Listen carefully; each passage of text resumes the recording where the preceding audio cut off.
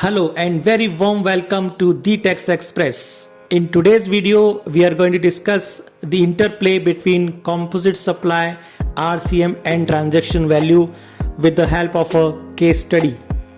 In this case study, there will be two situations and we'll be understanding the impact of RCM, composite supply and transaction value provisions under GST that will enable us to understand the interplay of these three different concepts in GST. So let's begin. In case of GTA services, the person who is liable to pay freight is considered as the service recipient. Recipient of GTA service is liable to pay RCM on such freight. Accordingly, RCM is payable under CGST, SGST or IGST head. Consider a situation where, as per the terms of contract, the supplier is liable to arrange transportation from his business place to the recipient's premises and also pay freight on it.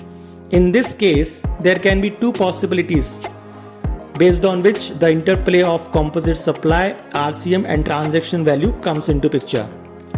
Let's first analyze situation 1. The supplier is liable to pay freight and arrange transportation. As he is liable to pay freight, he is the person who is deemed to be the recipient of GTA services and hence liable to pay RCM as well. RCM shall be paid in cash and the supplier concerned can claim input tax credit on such RCM. This is the RCM position. Now, what will be the transaction value in this case? Will it be inclusive of freight or not? And if yes, what shall be the rate of tax applicable on the whole transaction of consolidated billing is done? Let's find out. If freight is payable by the supplier, section 15 subsection 2 clause C will come into picture. According to section 15 to C, incidental expenses charged by the supplier to the recipient and any amount charged for anything done by supplier in respect of supply of goods or services at the time of or before delivery of goods is includable in transaction value. So accordingly, freight will be included in transaction value and thus the invoice will be inclusive of value of goods and freight charges. Now, as far as the applicability of GTA service is concerned, GST rate is concerned, suppose the goods supplied are chargeable to tax at 12% and freight is chargeable at 5% under reverse charge. Then, since in accordance with section 15 subsection 2 clause C, transaction value will be inclusive of freight, it will be a composite supply. And as per the concept of composite supply, the rate of principal supply is applicable on the whole transaction, which is 12%. Now let's consider situation 2.